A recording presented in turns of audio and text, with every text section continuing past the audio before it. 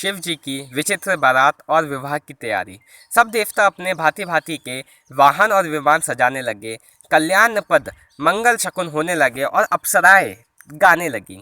शिव जी के गण शिव जी का श्रृंगार करने लगे। जटाओं का मुकुट बनाकर उस पर सांपों को लगाया गया। शिवजी ने सांपों के ही कुंडल और कन्नन पहने, शरीर पर विभूति रमाई और वस्त्र की जगह बागंबर लपेट लिया।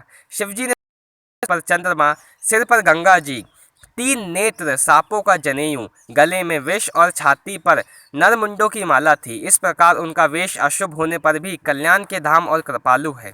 एक हाथ में त्रिशूल और दूसरे में डमरू सुशोभित है। शिवजी बैल पर जा रहे हैं, बाजे बज रहे हैं।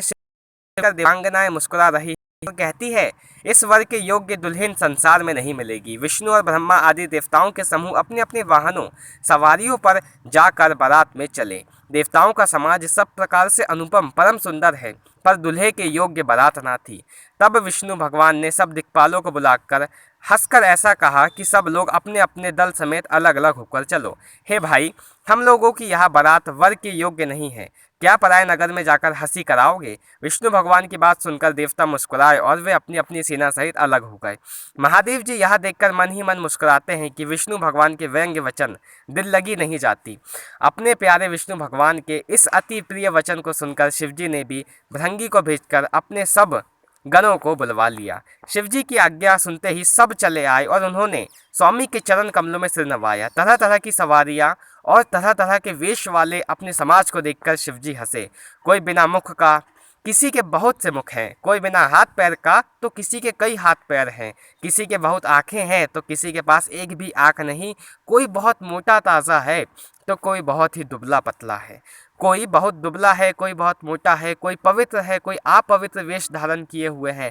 भयंकर गहने पहने, हाथ में कपाल लिए है और सबके सब शरीर में ताज़ा खून लपेटे हुए हैं। गधे, कुत्ते, सुअर, सियार के सब उनके मुख हैं। गणों के अनगिनत वेशों को कौन गिने। बहुत प्रकार से प्रेत, पिशाच और योगिनियों को जमाते हैं, उनका वर्णन करते नहीं बनता। भूत प्रेत नाचते हैं, गाते हैं, वे सब बहुत मौज करते हैं। देखने में बहुत ही बेढंगे जान होते हैं और बहुत ही विचित्र। जैसा दूल्हा अब वैसे ही तो बारात बन गई है। मार्ग में चलते हुए भांति भांति के कौतुक तमाशे होते जाते हैं। इधर हिमाचल ने ऐसा विचित्र मंडप बनाया है जिसका वर्णन नहीं हो सकता। जगत में जितने छोटे ऊंचे पर्वत थे जिनका वर्णन नहीं करते बनता, वहाँ जितने वन, समुद्र, नदी और तालाब थे, हिमाचल ने सबको न्योता भेजा। वे सब अपनी इच्छा अनुसार रूप धारण करके एवं सुंदर शरीर धारण कर सुंदर स्त्रियों और समाजों के साथ हिमाचल के घर आए। सभी स्नेह समेत मंगल गीत गाते हैं।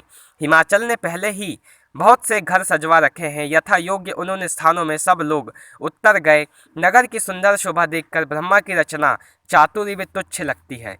नगर की शोभा देखकर ब्रह्म की निपुणता सचमुच तुच्छ लगती है। वन, बाग, कुएं, तालाब, नदियाँ सभी सुंदर हैं। उनका वर्णन कौन कर सकता है। घर घर बहुत से मंगल सूचक तोरण और ध्वजा पताकाएं सुशोभित हो रही है।